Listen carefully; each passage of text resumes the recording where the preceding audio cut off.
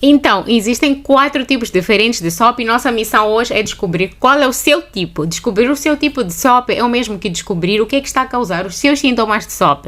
Então, identificar o seu tipo de SOP é essencial para identificar o tratamento natural mais eficaz. Tipos diferentes de SOP influenciam seus hormônios de forma diferente, que consequentemente passam a produzir níveis elevados de andrógenos, como a testosterona, que nós já sabemos que são responsáveis por aqueles sintomas incômodos da SOP, como acne, queda de cabelo, períodos irregulares, pelos faciais e até dificuldades para engravidar.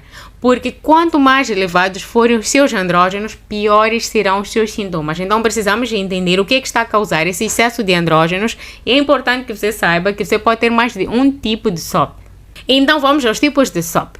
Temos SOP resistente à insulina, temos SOP adrenal baseada no stress, temos SOP inflamatória e a SOP pós-pílula. A SOP com resistência à insulina ocorre em até 80% dos casos. A resistência à insulina ocorre quando há uma grande quantidade de açúcar a circular na nossa corrente sanguínea e se há muita insulina, com o passar do tempo as células podem realmente ficar insensíveis à insulina, o que significa que as células não irão se abrir para deixar com que esse açúcar que está a circular na corrente sanguínea entre para as células. E então, dessa forma, os níveis de açúcar no sangue permanecem estáveis e isso leva a altos níveis de insulina em circulação e o que leva a desequilíbrios hormonais e altos andrógenos, levando aqueles todos os sintomas da SOP. Então, aqui estão alguns sinais e sintomas de SOP resistente à insulina. Você pode sentir cansaço após as refeições, névoa cerebral, especificamente se você ficar mais de 3 horas sem se alimentar, desejos intensos por açúcar, pode ser até depois das refeições, dificuldade em perder peso e até ganho de peso incontrolável. O tratamento para SOP resistente à insulina envolve modificações na sua dieta e no seu estilo de vida. Outro tipo de SOP é a SOP adrenal. O problema aqui não está exatamente nos ovários, mas nas glândulas suprarrenais. Altos níveis de estresse fazem com que o seu cérebro secrete o hormônio adrenocorticotrófico, ou ACTH. O ACTH estimula as glândulas suprarrenais a secretarem o cortisol, a adrenalina e o DEAS, para nos ajudar a responder ao estresse e ao perigo. Só que quando o estresse continua por muito tempo, os níveis de cortisol e DEAS continuam também a aumentar, levando a SOP adrenal, SOP baseada no estresse. O que é o DEAS? O DEAS é membro da família dos andrógenos como a testosterona e causa sintomas semelhantes ao excesso de testosterona, como acne, crescimento de pelos.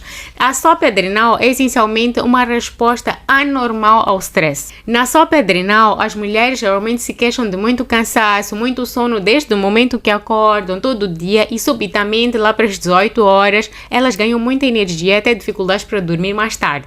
Se você teve um trauma ou um evento na puberdade, ou mesmo nos últimos 5 anos, ou qualquer evento que causou muito estresse, ou se você fez dietas durante a puberdade, então essas podem ser as razões para a sua SOP adrenal. E também aplica se você tiver sintomas de excesso de andrógenos, mas os seus exames de sangue não mostram altos níveis de testosterona. O terceiro tipo de SOP é a SOP pós-pílula. A SOP pós-pílula é quando você não tinha SOP antes de começar as pílulas, mas assim que você deixa de tomar as pílulas, você começa a ter sintomas de SOP. Mas se você já tinha os sintomas de SOP antes, como período irregular, acne e outros sintomas, mas agora você abandonou as pílulas e esses sintomas voltaram e até voltaram com mais força, então você não tem SOP pós-pílula. SOP pós-pílula só se aplica a mulheres que nunca tiveram sintomas da SOP antes de começarem a tomar a pílula e começam a ter os sintomas pela primeira vez assim que interrompem o uso das pílulas. Quando você está a sair das pílulas, isso pode afetar a insulina e sabemos que níveis elevados de insulina são a principal causa da SOP.